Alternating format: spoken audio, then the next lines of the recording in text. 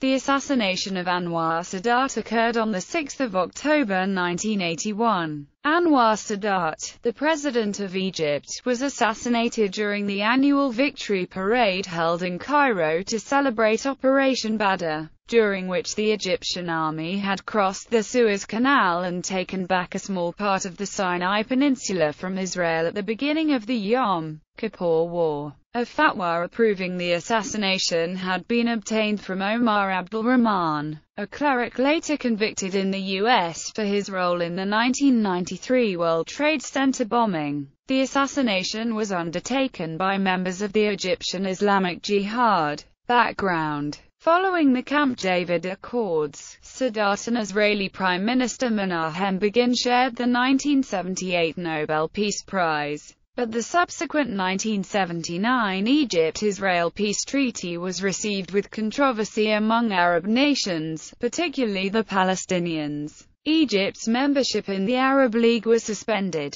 PLO leader Yasser Arafat said, "Let them sign what they like. False peace will not last." In Egypt, various jihadist groups, such as the Egyptian Islamic Jihad and the Al-Gamma al-Islamiyya, used the Camp David Accords to rally support for their cause. Previously sympathetic to Sadat's attempt to integrate him into Egyptian society, Egypt's Islamists now felt betrayed and publicly called for the overthrow of the Egyptian president and the replacement of the nation's system of government with a government based on Islamic theocracy. The last months of Sadat's presidency were marked by internal uprising. Sadat dismissed allegations that the rioting was incited by domestic issues, believing that the Soviet Union was recruiting its regional allies in Libya and Syria to incite an uprising that would eventually force him out of power. Following a failed military coup in June 1981, Sadat ordered a major crackdown that resulted in the arrest of numerous opposition figures.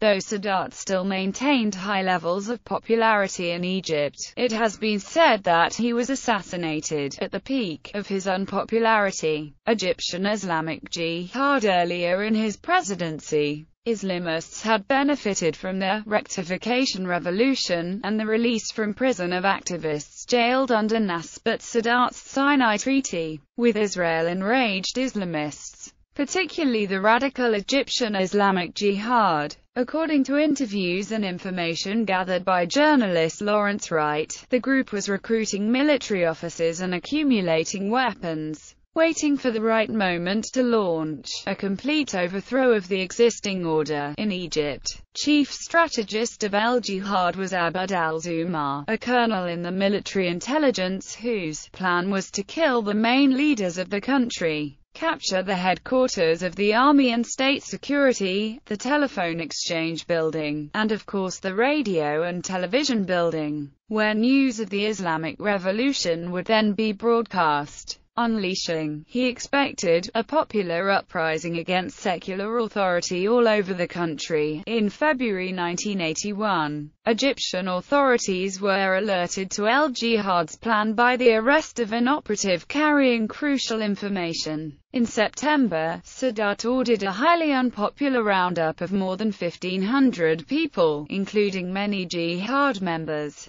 but also the Coptic Pope and other Coptic clergy, intellectuals and activists of all ideological stripes. All non-government press was banned as well. The roundup missed a jihad cell in the military led by Lieutenant Khalid Islambouli, who would succeed in assassinating Anwar Sadat that October. According to Talaat Kashim, ex-head of the Gamma Islamiyya interviewed in Middle East Report, it was not Islamic Jihad but his organization, known in English as the Islamic Group, that organized the assassination and recruited the assassin. Members of the group's Majlis al-Shura, headed by the famed blind sheikh, were arrested 2 weeks before the killing, but they did not disclose the existing plans and Islambouli succeeded in assassinating Sadat. Assassination. On 6 October 1981, a victory parade was held in Cairo to commemorate the 8th anniversary of Egypt's crossing of the Suez Canal. Sadat was protected by 4 layers of security and 8 bodyguards, and the army parade should have been safe due to ammunition seizure rules, as Egyptian Air Force Mirage jets flew overhead, distracting the crowd. Egyptian army soldiers and troop trucks towing artillery paraded by. One truck contained the assassination squad, led by Lieutenant Khalid Islambouli. As it passed the tribune, Islambouli forced the driver at gunpoint to stop. From there, the assassins dismounted and Islambouli approached Sadat with 3 hand grenades concealed under his helmet. Sadat stood to receive his salute, whereupon Islambouli threw all his grenades at Sadat, only one of which exploded, and additional assassins rose from the truck, indiscriminately firing AK-47 assault rifles into the stands until they had exhausted their ammunition and then attempted to flee. After Sadat was hit and fell to the ground, people threw chairs around him to shield him from the hail of bullets. The attack lasted about 2 minutes. Sadat and 10 others were killed outright or suffered fatal wounds, including the Cuban ambassador to Egypt, an Omani general, and a Coptic Orthodox bishop. 28 were wounded, including Vice President Hosni Mubarak, Irish Defense Minister James Tully, and 4 U.S. military liaison officers.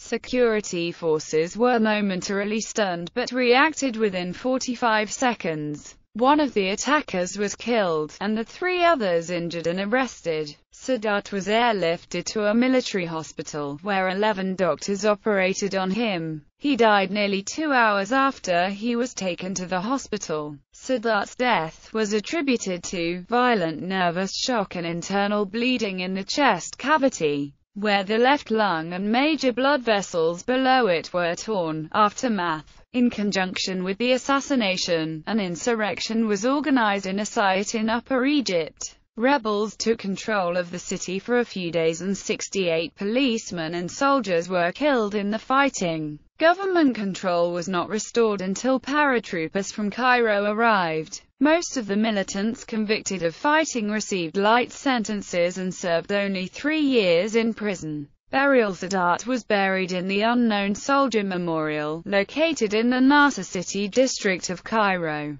The inscription on his grave reads, "Hero of War and Peace." At first, Sadat was succeeded by Sufi Abu Talib as acting president of Egypt for 8 days until 14 October 1981, when Sadat's vice president, Hosni Mubarak, became the new Egyptian president for nearly 30 years until resigning as a result of the 2011 Egyptian revolution. Assassins Islambouli and the other assassins were tried, found guilty, sentenced to death, and executed by firing squad in April 1982. In 2012, Khaled al-Islambouli's mother spoke highly of her son's actions to the Iranian Fars news agency. She said, "I am very proud that my son killed Anwar al-Sadat. The government called him a terrorist, a criminal, and a murderer.